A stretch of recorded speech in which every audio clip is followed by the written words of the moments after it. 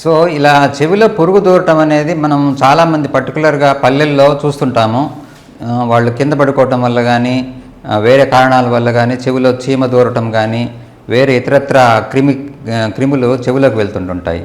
For ఎగ్జాంపుల్గా ఇప్పుడు ఒక పేషెంట్ని చూపిస్తున్నానండి. ఈ పేషెంటు ఈ నెల్లూరు జిల్లాలో ఇలాంటి సమస్యతో చాలామంది వచ్చారు. సో ఈ పేషెంట్కి ఏంటంటే మనము చెవిలో ఎండోస్కోప్ ద్వారా చూస్తుంటుంటే విపరీతమైన నొప్పి, బాధతో గత వారం రోజులుగా ఇబ్బంది పడుతున్న పేషెంట్ అనమాట. సో ఎండోస్కోప్లో మనం చూస్తే కనుక మీరు క్లియర్గా చూస్తుంటారు, ఇది బ్రౌన్ కలర్లో ఉన్న పురుగు. ఇదేంటంటే ఇది కుక్క పేను అంటాము, డాగ్ లైస్. మనకి మామూలుగా మనుషుల్లో చెవికి తలలో పేలు వస్తుంటాయండి, బ్లడ్ సక్కర్స్, అంటే రక్తాన్ని పీల్చుకొని బతికే క్రిములు అనమాట ఇవి. అలానే యానిమల్స్లో అంటే కుక్కల్లో కానీ గొర్రెల్లో కానీ కూడా ఈ పేన్లు ఉంటాయన్నమాట. వీటిని కుక్క పేను అంటాము.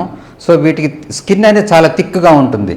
సో రక్తం పీల్చుకొని గత వారం రోజులుగా పేషెంట్ చెవిలో ఉండి రక్తం పీల్చుకుంటా వారం రోజుల నుంచి ఇబ్బంది పెడతానే ఉన్నది.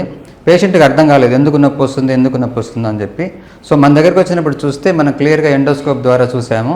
సో వీటికి ఈ క్రిములకి చాలా గట్టి దవడలు ఉంటాయన్నమాట. ఆ దవడలతో స్కిన్ పట్టుకొని రక్తాన్ని లాగుతూ ఉంటుంటాయి. సో వీటిని మనము ఎలా తీసివేయాలి అంటే, ఇనీషియల్గా ఏ పురుగైనా కూడా మనము ఇనీషియల్గా ఇంటి దగ్గర చేయాల్సిన ఫస్ట్ ఎయిడ్ ఏంటంటే చెవిలో వాటర్ కానీ ఆయిల్ కానీ పోయొచ్చు. దీనివల్ల ఏంటంటే ఆ పురుగు అనేది సఫకేట్ అయిపోయి చనిపోయి ఆ స్కిన్ను వదిలేసేసి మనకి పెయిన్ తగ్గే అవకాశం ఉంటుందన్నమాట. పెయిన్ తగ్గకపోతే కనుక ఇంకా తప్పనిసరిగా ఆసుపత్రికి రావడమే. సో ఈ పరిస్థితుల్లో మేమేం చేస్తామంటే 4% జైలికోన్ అనే చిన్న ఎనస్థీషియా మందుని చెవిలో వేస్తాము.